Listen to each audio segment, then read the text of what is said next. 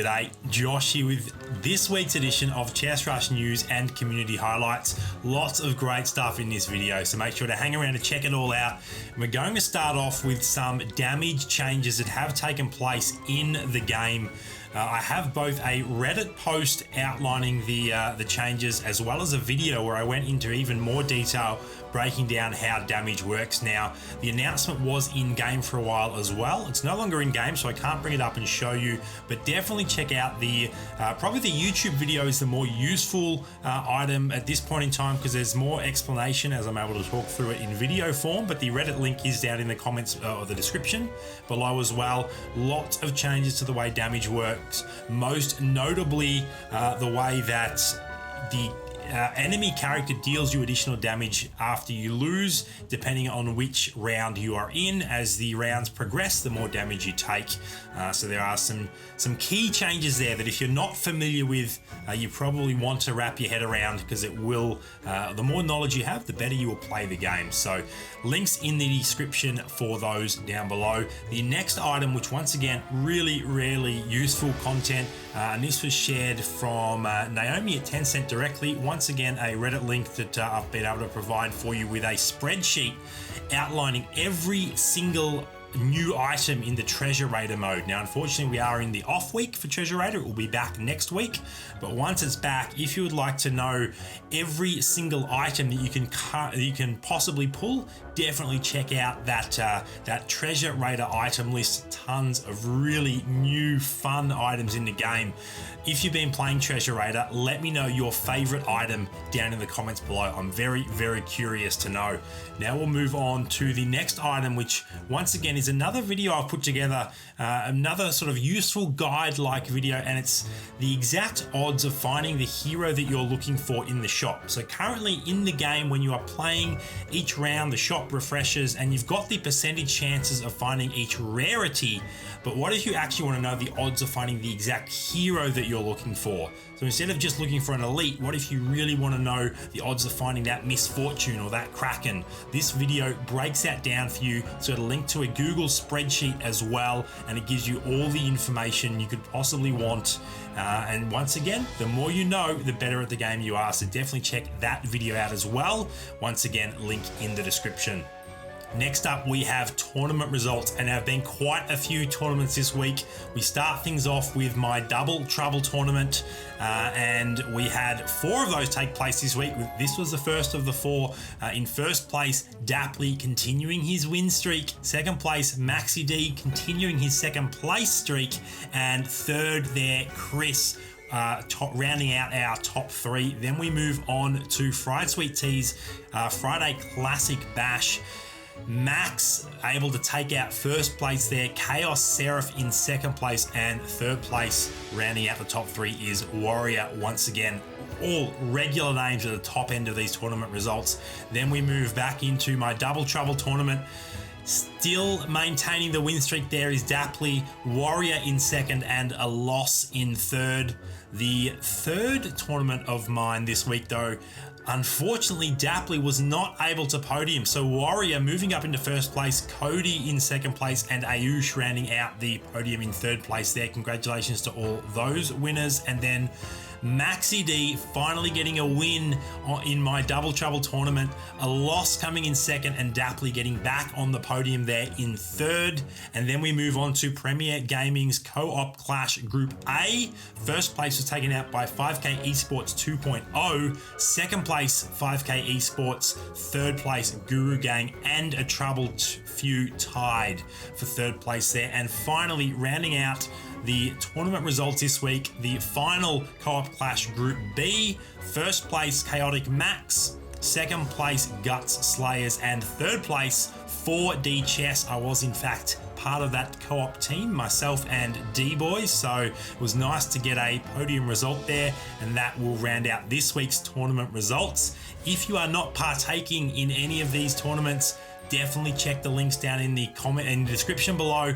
They're all free to enter and a ton of fun, and you can win real prizes if you do well in them. So definitely check those out, both Fried Sweet Tea and Premier Gaming's as well as mine.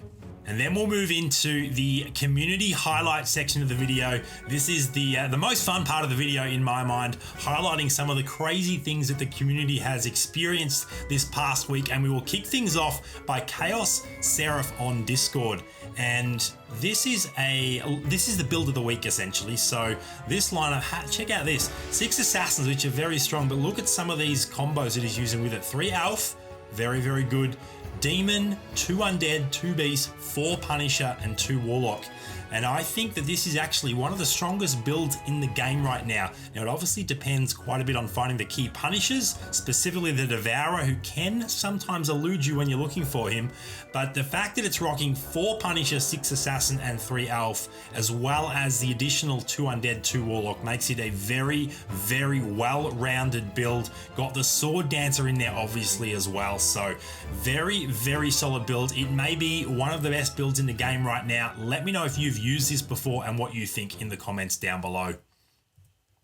Next up, we have one of my own builds that I was able to run earlier this week, and this was a really fun game. You can see the final build here was 6 human, 4 rider, 3 sorcerer. Let me start that again. And that is one of my favorite builds. I think it's one of the most fun builds to use, because of the humans and the sorcerers just make it a ton of fun. But you'll notice that there was a 3-star sword dancer in there as well. I did have a utility position available, and in fact, I had 2 utility positions available. You can see that there are 2 General of Wars in this build as well. So you can actually run 6 human, 4 rider, 3 sorcerers with only 8 heroes. And for a good chunk of this game, I was actually running 2 2-star sword dancers until the last couple of rounds, where I managed to 3-star the sword dancer and get a second 2-star General of War. So incredibly powerful build, and obviously I got the win with that build as well. Now we move on to a Reddit post from Dapley. Incredible guru luck here. Look at the amount of gurus on his bench. 2 2-star gurus and 2 1-star gurus. So he can basically 3-star anything he likes at that point. In fact, he could even 3-star that guru right now if he wanted to. So crazy guru luck there from Dapley. Then we move on to Adam on Discord. And this may be the first time that I have seen 5 of the same hero in a shop. So craziness. I don't think that it necessarily helped out his build at all, but the odds of that happening are incredibly low. So definitely had to highlight that this week as well. Then once again, another post from Chaos Seraph, and this was actually in a recent game that I played with him during one of my streams. The game I actually got to King after finishing, and he wasn't running Hunters, even though he does have a Hog Rider on his bench. He was running Riders this game, Rider Punishers, but look at the Hunters in that shop. If you are playing Hunters, this is the perfect Hunter shop. 2 Shakarakas, a Kraken, and a Stalker Drone. Incredible odds, or incredibly low odds for finding those specific heroes in a shop together. Then we move on to another game of mine. This is another situation where the shop was just incredible. I was actually running Warriors this game, and you can see there that this is round 7, and I've now got 6 Warriors once I buy those up. The Executioner, the Berserker, and the General being my 4th, 5th, and 6th Warriors. And not only that, but there were 4 Elites in that shop on round 7. So I'm not sure of the odds of that, but very, very low. Absolutely crazy stuff. And I was very thankful that I found all those Warriors that early that game. Then we move on to one that I wanted to feature. This is another Reddit post by Hoyt the Mage. Ended up surviving this one with 1 health left, and not only that, but every single one of the demon punishers in this build was 3-star, which is incredible stuff. So craziness. 4 3-star heroes out on the board there, and just managing to survive with 1 health to get the comeback win there. So great result there from Hoyt the Mage. And finally, to finish off this week's community highlights, Crystal Edge on the official Discord has actually put together a list of every single guru's trials. So if you haven't completed those yet, this is an overview of exactly what you need to do. Now, just one clarification, I haven't got there yet, but I believe that with the final Guru's trial, deploy a 2-star Dragoon, I think you actually need to win that game as well to complete the Guru's trial and then get that avatar frame. So good luck to those that are currently doing that. And there is a full breakdown of all of the Guru's trials in the order that they occur. If you have your own community highlights that you would like to feature next week, make sure to get those into me. The best way to do that is via my official Discord. The link is in the description down below, along with any of the other relevant links from this video. Thank you so much to everyone for checking this video out. Make sure to subscribe if you haven't already, and I will see you next week for next week's edition of the Chess Rush News and Community Highlights.